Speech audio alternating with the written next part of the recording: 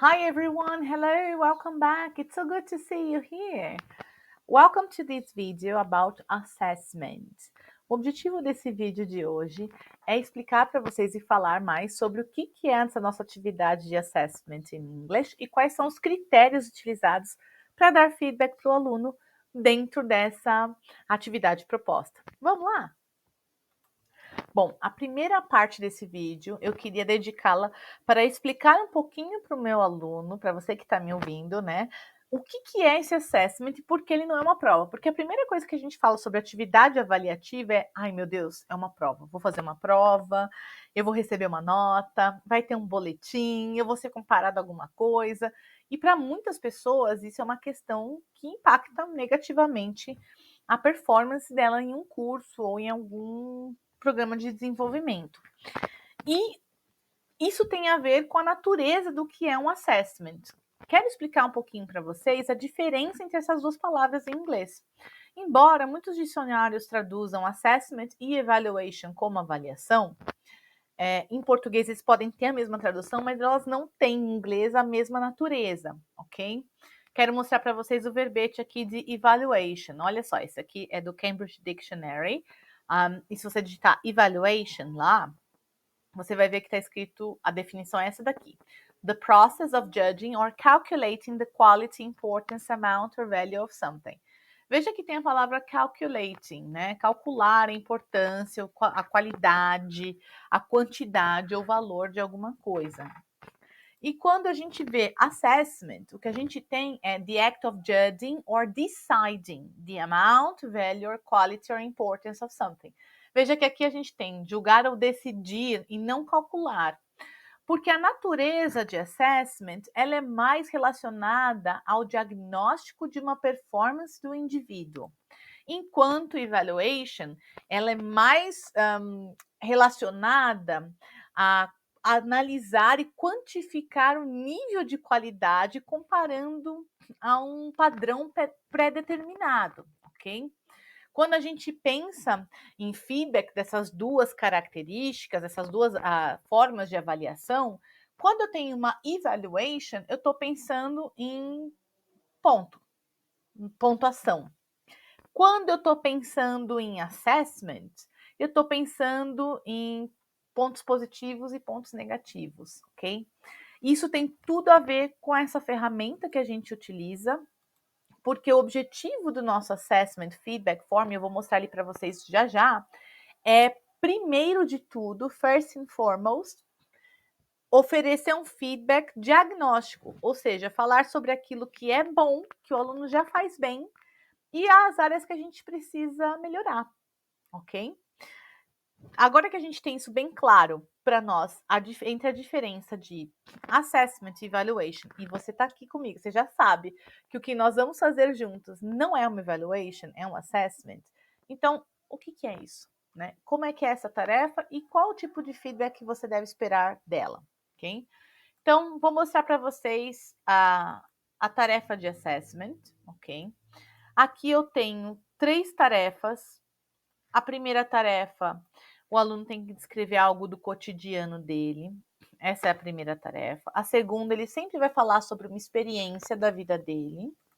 E a terceira tarefa é sempre dando uma opinião sobre alguma coisa relacionado a imagens e tudo mais. Quem já fez algum exame de proficiência sabe, já deve ter visto atividades muito semelhantes a essas com os exames internacionais.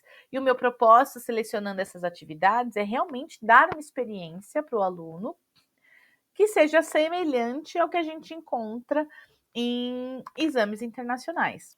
Semelhante, mas não idêntica, porque um exame internacional ele vai te dar um feedback avaliativo no formato evaluation, vai comparar a sua performance dentro de um padrão internacional, né? Eu vou mostrar um band descriptor daqui a pouco do IELTS e vocês vão ver que tem notas, por exemplo, para a sua performance.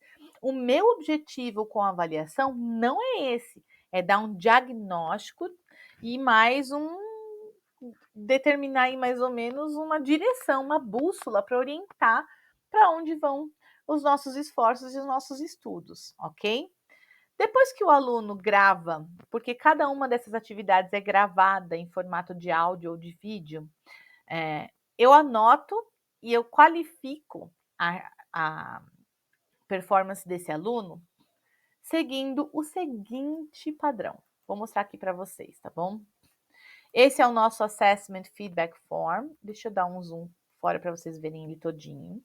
Em que o aluno vai ter, vai receber uma avaliação dentro de alguns determinados critérios. Eu vou falar um pouquinho sobre eles aqui para cada uma das 3 tarefas.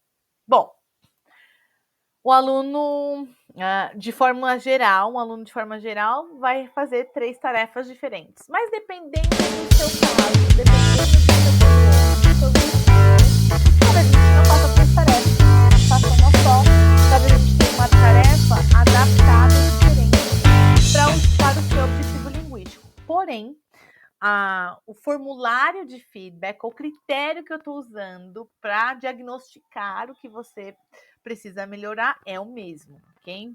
Vou falar um pouquinho sobre eles então. Todas as tarefas, elas são avaliadas dentro deste escopo. Veja que a gente não tem aqui notas, ok? A gente tem conceitos. Por quê? Se a natureza do assessment é que a gente dê um feedback falando de pontos positivos e negativos, a nota ela não dá espaço para isso. Ela dá espaço só para o acerto e para o erro. E aqui o meu objetivo não é esse, é dar para você um diagnóstico de como você está agora, né? E como é que isso funciona então? Eu tenho 4 critérios principais, chaves. Task Achievement, que é quão bem você conseguiu executar a tarefa proposta. Então, voltamos ali, né, na nossa primeira tarefa aqui do First Assessment. A tarefa é sobre Daily Routine. Describe a time of the day you like. Descreva uma hora do dia, um momento do dia que você gosta. Você deve dizer, you should say, what time of the day it is. Que horas do dia, né, que é. What you do at that time, o que você faz nesse horário. Who you are usually with, com quem você normalmente está. And explain why you like it. E explicar por que você gosta disso. Então, para você conseguir executar essa tarefa completamente, você precisa incluir 4 elementos na sua resposta. Que horas, o que você faz nesse horário, com quem você está e por que você gosta disso, certo? Quando você grava a sua resposta, você vai começar a falar e eu vou avaliar se você cobriu todos os itens. Você falou essas 4 coisas para mim? Você cobriu a maioria, então você falou 3 e não 4. Você cobriu alguns itens, falou 2, vai, não 3. Ou você não conseguiu cumprir nenhum item, você teve dificuldade de se expressar e não falou nada disso, ok? Nota que eu não estou falando de nota de 8, 7, 6, porque eu tenho alunos de níveis linguísticos diferentes. Eu vou olhar para você, dentro do nível em que você está. Um aluno de nível A2, ele é capaz de responder essas 4 perguntas, né? De forma diferente de um aluno de nível C1 ou C2, né? Que é um nível de proficiência maior.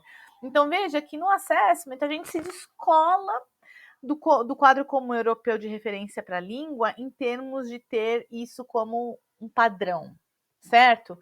Mas a gente olha para o aluno dentro daquele nível em que ele está e de que forma ele está performando aquilo ali.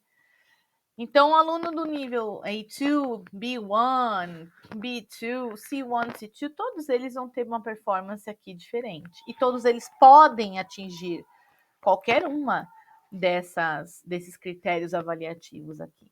Depois a gente tem Grammar and Vocabulary, e é aqui que a variedade, que a coisa começa a ficar mais diferente. A gente, em gramática e vocabulário, nós vamos avaliar 2 aspectos diferentes. Accuracy, que é o quão correto você está utilizando, né? O número de erros e acertos, digamos assim, dentro do que você está apresentando de estrutura gramatical e vocabulário, né? E variedade. Agora, quando eu falo de accuracy, os alunos têm aquela sensação, tipo assim, eu errei, eu falei um negócio errado, pronto. né? Mas eu sou no nível A2, eu sou um aluno pré-intermediário, eu tô aprendendo, né? Tô melhorando agora. A gente não fala de accuracy pensando em alguém que fala inglês 100% correto, mesmo porque nem um falante nativo que tem um nível avançado da língua se comunica sem cometer nenhum erro de gramática, de estrutura. Pense em nós mesmos como falantes nativos do português. A maioria das pessoas para quem eu dou aula tem um nível pelo menos avançado, que seria equivalente ao nível C1, no quadro comum europeu de referência para a língua, e mesmo assim a gente comete erros, né? A gente não fala de uma forma 100% gramaticalmente correta. Então a gente não tem como esperar esse full accuracy pensando em um discurso sem erro nenhum. Mas a gente pensa em full accuracy como uma pessoa que consegue usar a estrutura adequada para a tarefa e o vocabulário adequado, 100% adequado para a tarefa, né? Escolha dos tempos verbais, escolha de conjuntos de vocabulário, de colocações, de expressões idiomáticas que são adequadas para a língua. Isso é o full accuracy para nós.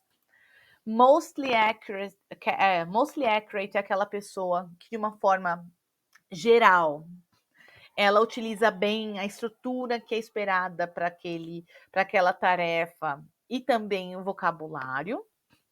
Partially accurate é parcialmente e hardly accurate é muitas dificuldades para utilizar isso. Como é que isso se apresenta, por exemplo, nessa primeira tarefa? Um aluno que é fully accurate, aqui para você falar sobre uma hora do dia em que você gosta, descrever o que você faz, com quem você está, por quê, por que você gosta disso, né? Você precisa primordialmente ter um domínio do tempo do present simple, falar sobre o presente simples, present continuous, né? Usar aí um connector, pelo menos um because, e falar sobre atividades, collocations para descrever, né? Expressões para descrever atividades do cotidiano, no dia a dia, saber falar sobre horas, sobre números, saber explicar quem é a pessoa com quem você está, então vocabulário relacionado a familiares, a família, amigos, explicar conectores para explicar por quê, né? Dizer um because, and, but, num nível básico. E quando a gente vai avançando em níveis, você tem uma expectativa maior dentro do que é esperado para aquela performance aí. Mas isso, por exemplo, é o que seria o mínimo esperado de um aluno. Veja, cada tarefa ela vai ter uma demanda aí diferente do que você precisa de estrutura, de variedade de estrutura e vocabulário para ter um bom desempenho na tarefa. Então, o aluno que ele é fully accurate, né, que ele tem um nível de assertividade bem grande, ele está usando bem o present simple, ele usa advérbios de frequência, ele consegue articular a ideia dele, de dizer o que ele faz, escrever a rotina dele, no presente, às vezes no passado também, mas ele sabe exprimir isso com clareza. Ele tem muito conhecimento de vocabulário para falar sobre as atividades que ele está fazendo, né? As expressões que ele usa para descrever o que ele faz naquele momento. Ele sabe falar sobre horas e períodos do dia muito bem. Ele sabe descrever a pessoa com quem ele está ali. E ele consegue utilizar because, and, so, therefore, se for um aluno mais avançado, etc. Aquele é, que é mostly, ele consegue usar a maioria desses recursos, pode ter uma dificuldade em usar, por exemplo, os advérbios de frequência, talvez se confunda um pouco em usar ainda algumas palavras que sejam falsos cognatos em inglês, em português, mas a maioria, de uma forma geral, ele usa bem. Partially quer dizer que usa metade dessas coisas adequadamente, e hardly usa alguma coisa ali, mas tem muita dificuldade de dizer, de falar de likes and dislikes, por exemplo, não consegue se exprimir com tanta clareza, ok? Depois disso, a gente tem pronunciation. Veja que eu, em pronunciation, estou utilizando features, que são as características de pronúncia. Quando a gente fala de pronúncia, não é só a pronúncia do som individual, né? Nós temos várias camadas de pronúncia, e eu posso, se você tiver interesse em saber mais sobre as camadas de pronúncia, do inglês, por exemplo, e de qualquer língua, me deixa um comentário aqui no vídeo para eu preparar esse material para a gente discutir sobre isso, certo? Mas ela tem várias camadas. Tem, por exemplo, estou falando de pronúncia, eu posso falar sobre sons individuais. Se eu estou falando sobre uma tarefa do dia a dia, como, por exemplo, exercise or go to the gym, os sons individuais de gym, que é uma palavra, né, que as pessoas têm dificuldade de pronunciar, o que é um som individual? A pessoa está falando gym, ou está falando gym, ou gym. Ela está pronunciando o som do G adequadamente, o som individual, ela está pronunciando o M no final de gym. Bilabial, gym, ou ela está nasalizando, gin, que é outra palavra. Isso é o individual. Depois a gente tem os sons como a camada de entonação, dentro da frase, dentro do discurso de uma forma maior. Então a gente tem como avaliar se todas essas características, né, todas essas camadas estavam ok. Veja novamente, não estou falando de 100% de correção, porque nós temos sotaque também, quando a gente está falando a língua.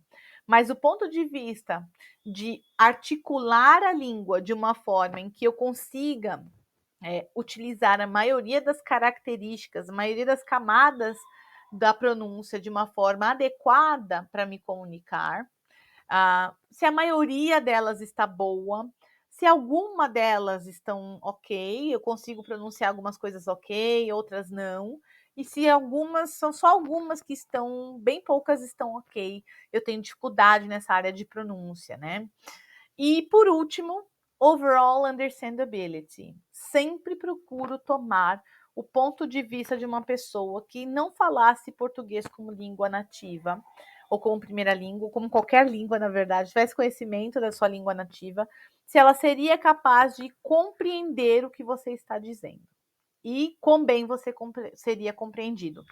Totalmente, majoritariamente, parcialmente ou quase nada.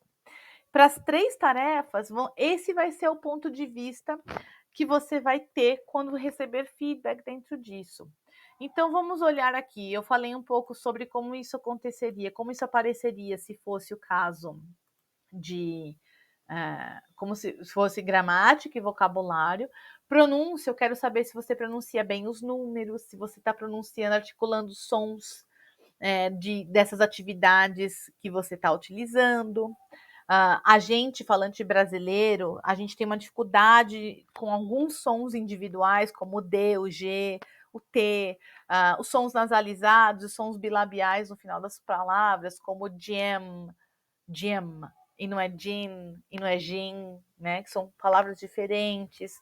A gente tem uma dificuldade com um outro som individual que a gente inclui, que é intrusival. Muitas pessoas falam and, but, I work, go to the gym, exercise, que são sons que não estão lá. A gente insere esse i no final das palavras. Eu preciso ver se isso está presente ou não, se a gente precisa trabalhar isso, porque todas essas características fonológicas, elas impactam a qualidade da minha compreensão pelas outras pessoas que estão me ouvindo.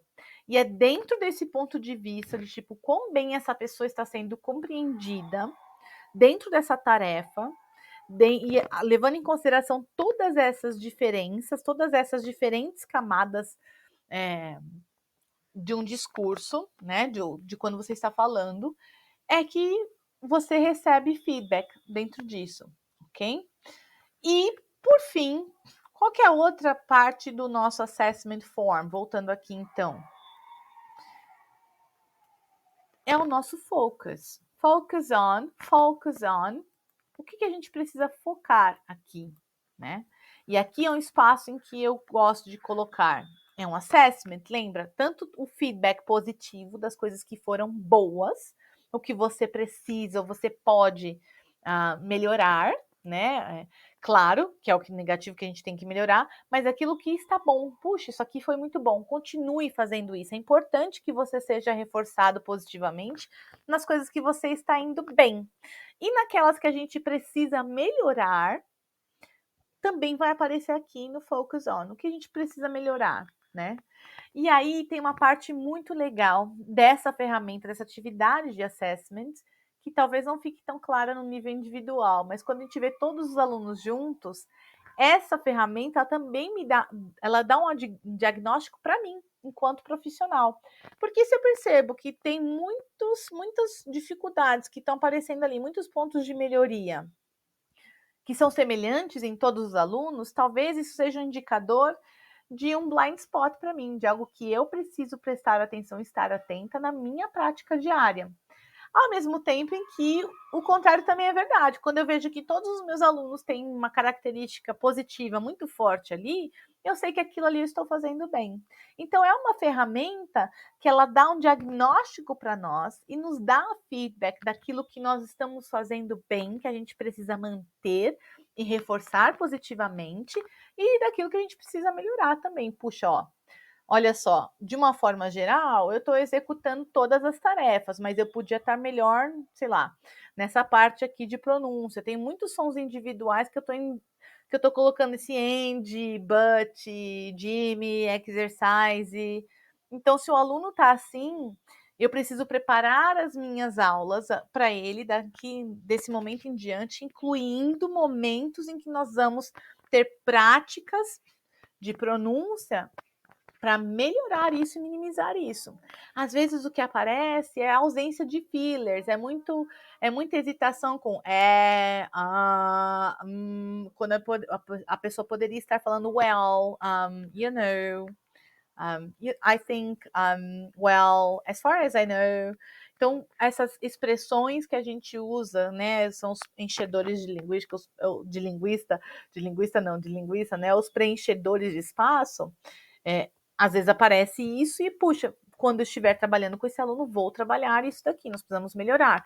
Às vezes o que aparece para nós, o que fica evidente é, por exemplo, olha, esse aluno ele tem pouco controle de estrutura linguística, eu preciso melhorar essa parte das estruturas, os tempos verbais de uma forma geral. Às vezes o tempo verbal está super bem, o que eu preciso melhorar aqui é vocabulário. Às vezes eu vejo, puxa, o ponto forte desse aluno é da opinião dele, legal, mas ele não tem ainda muitas expressões idiomáticas. E cada assessment, cada form desse vai ser diferente, porque cada aluno tem objetivos linguísticos únicos, está num nível diferente, né, e num momento diferente na jornada de evolução e desenvolvimento linguístico. Enfim, eu sei que ficou grande esse vídeo. Gente, sem brincadeira, foram 2 horas e meia tentando gravar o vídeo, mas eu queria dar para vocês esse insight sobre o que eu vejo quando eu estou preenchendo esse feedback assessment, né, de vocês. Vocês vão receber esse formulário em breve, ele estará disponível na sua parte de profile do seu novo follow-up, no seu profile, que é esse aqui. Eu vou mostrar para vocês, só para vocês se lembrarem. Esse é o nosso novo follow-up. Quando você clicar aqui no seu profile, ele vai aparecer aqui e vai ter um link bem aqui no English Level. Junto do quadro como europeu vai aparecer o link para esse Feedback Assessment Form, tá? E você vai ter um feedback dentro das 3 tarefas aqui. Elas vão estar adequadas e detalhadas de acordo com o seu nível. Mas esse não é o fim do trabalho do assessment, porque a gente vai gravar, vai fazer esse primeiro momento de assessment, esse primeiro diagnóstico, e como se você estivesse indo ao médico, estivesse fazendo um exame hoje de sangue ou de imagem, de ultrassom, né? Ele é um report dentro do que a gente já discutiu, já viu de feedback dentro da sua performance ali. E daqui a alguns meses, depois da gente trabalhar nessas necessidades aí, nós vamos repetir a atividade. E aí, além de ter a minha palavra, a minha visão do report, que nós vamos preencher novamente esse report juntos, nós vamos olhar de novo para você falando inglês, para sua gravação, ou para o áudio, ou para sua gravação de vídeo, e nós vamos poder comparar. Melhor do que eu falar para você, olha, melhorou isso, melhorou aquilo, a gente teve essa performance e tudo mais, é você se ouvir falando e você poder comparar como você estava antes e como você está agora. ok? Mas isso é uma conversa para um outro dia. Eu espero que vocês tenham entendido melhor os critérios do nosso assessment, o que, que é o assessment, a diferença entre ele e uma prova, e de que forma a gente vai utilizá-lo no nosso programa de desenvolvimento linguístico.